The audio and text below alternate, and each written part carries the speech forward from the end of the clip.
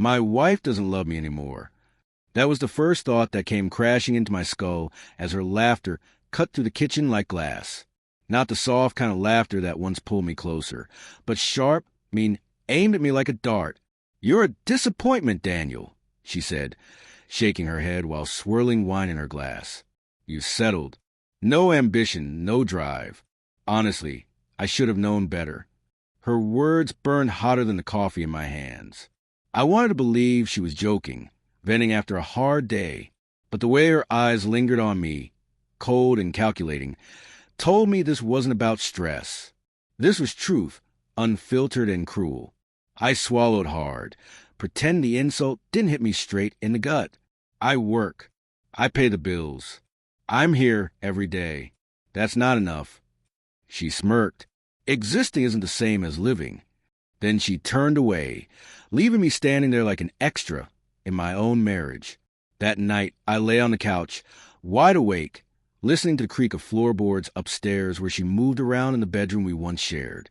The silence between us had grown into something thick, suffocating, and somewhere inside, a voice whispered, "She's hiding something." Over the next weeks, I noticed it, the late-night texts, the way she guarded her phone like it was a diary meant to bury me, the sudden excuses to stay late at work. But every time suspicion rose in my chest, I smothered it, because if I pulled too hard on that thread, everything we built might unravel. Then came her sister, Claire. Claire had always been softer, warmer, carrying the same sharp cheekbones but without the cruelty behind them. One Saturday, she came by while my wife was working late. She leaned against the counter, studying me while I scrubbed dishes. "You look tired, Daniel," she said gently, "like you're carrying too much." I gave her the practiced smile I gave everyone these days. "I'm fine. Just work." Her eyes narrowed. "No, it's not work. It's her, isn't it?" I froze, dishwater dripping from my hands. "What do you mean?"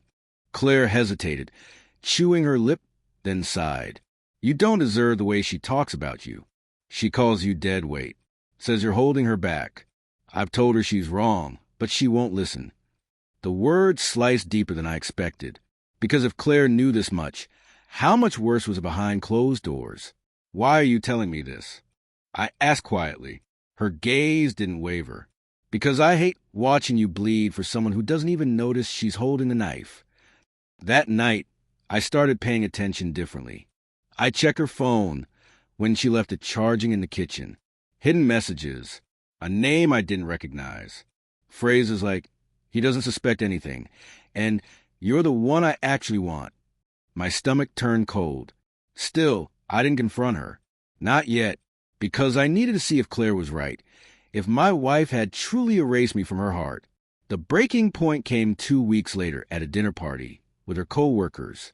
She clung to a tall man in a navy suit, laughing at every word like he'd hung the moon. When someone asked about me, she waved her hand dismissively. "Oh, Daniel? He's harmless. A disappointment, really, but reliable like an old dog." The room chuckled. My face burned. She had mocked me, publicly, as if I were nothing more than a punchline. When we got home, I said nothing, just packed a small bag. She didn't even notice. She was too busy texting in the kitchen. It was Claire, who found me at the motel the next day. She knocked softly, holding a bag of groceries like we were just neighbors checking in. "You left," she said, eyes searching mine. "I had to," I whispered. "I can't keep pretending I'm not drowning." She set the bag down, stepped closer. Her voice dropped, trembling. "Then let her go, Daniel. If she can't see your worth, someone else will." I shook my head, bitter. Who would want me now? Her hand touched mine, steady, deliberate. I would. For a long moment, silence swallowed us. The weight of betrayal, of endings, of beginnings hung heavy between us. Part of me wanted to pull away, terrified of what this meant. Another part, the broken, beaten-down part, felt something I hadn't in years seen. I didn't kiss her. I didn't promise anything. I just let the words sit there, filling the hollow space my wife had carved into me.